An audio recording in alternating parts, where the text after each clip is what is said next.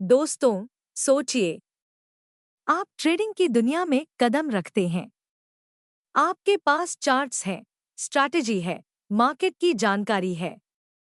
लेकिन फिर भी बार बार एक ही गलती होती है।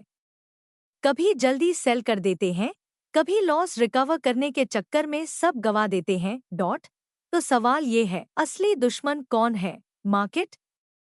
स्ट्रैटेजी? लक? नहीं। असली दुश्मन है हमारा अपना दिमाग। यही सिखाती है जैरेड टेंडलर की किताब the mental game of trading कि कैसे अपनी इमोशंस और माइंडसेट पर काबू पाकर हम एक बेहतर ट्रेडर बन सकते हैं। अध्याय 1, भावनाएं छिपे हुए दुश्मन। ट्रेडिंग के दौरान 4 सबसे बड़े दुश्मन हैं: डर, लालच, गुस्सा और ओवर कॉन्फिडेंस।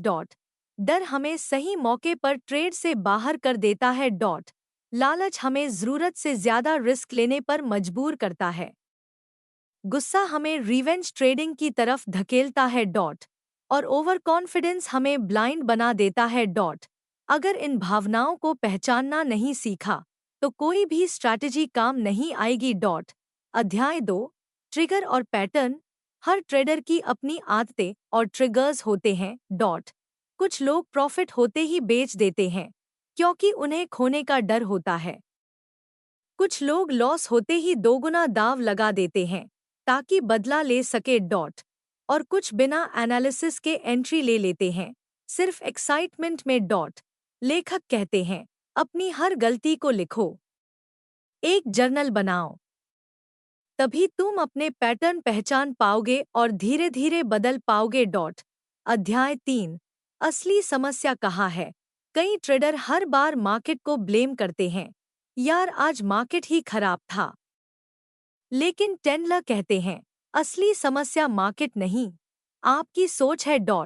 आपको लगता है कि आप मार्केट को कंट्रोल कर सकते हैं, लेकिन सच ये है कि आप केवल अपने एक्शंस को कंट्रोल कर सकते हो। मार्केट कभी आपके हिसाब से नहीं चलेगा, लेकिन आपका दिमाग जरूर आपके हिसाब से चल सकता है अगर आप उसे ट्रेन करो। अध्याय 4, प्रोसेस न कि नतीजे। हम सब प्रॉफिट चाहते हैं, लेकिन अगर ध्यान सिर्फ जीत या हार पर रहेगा तो स्ट्रेस और गलती दोनों बढ़ेंगे। सही माइंडसेट यह है, प्रोसेस पर ध्यान दो। अगर आपने अपनी स्ट्रैटेजी फॉलो की, रिस्क सही लिया और डिसिप्लिन रखा तो वह ट्रेड सफल है, चाहे उसमें पैसा बना हो या नहीं। अध्याय 5, मानसिक मजबूती। ट्रेडिंग एक मैराथन है, स्प्रिंट नहीं। कभी आपको लगातार लॉसेस मिलेंगे, कभी लगातार विन्स, लेकिन लंबे समय में वही टिकेगा जिसके पास मेंटल टफनेस है। लेखक कहते हैं, ट्रेडिंग को एक स्पोर्ट की तरह लो। जैसे खिलाड़ी रोज प्रैक्टिस करते हैं, वैसे ही ट्रेडर को भी रोज अपने दिमाग को ट्रेन करना चाहिए। अध्याय 6, सुधार की राह। अब सवाल उठता है, सुधार कैसे करें? लेखक 3 स्टेप्स बताते हैं। गलतियों को लिखो और समझो। अपने इमोशनल ट्रिगर्स पहचानो। धीरे धीरे नए डिसीजन मेकिंग हैबिट्स बनाओ। पॉजिटिव थिंकिंग से ज्यादा जरूरी है प्रैक्टिस और अवेयरनेस। निष्कर्ष, आखिर में यह किताब हमें एक बड़ी सच्चाई सिखाती है, ट्रेडिंग सिर्फ चार्ट्स और नंबर्स का खेल नहीं है, यह एक मेंटल गेम है। मार्केट को आप कभी कंट्रोल नहीं कर सकते, लेकिन अपने दिमाग को जरूर कर सकते हो।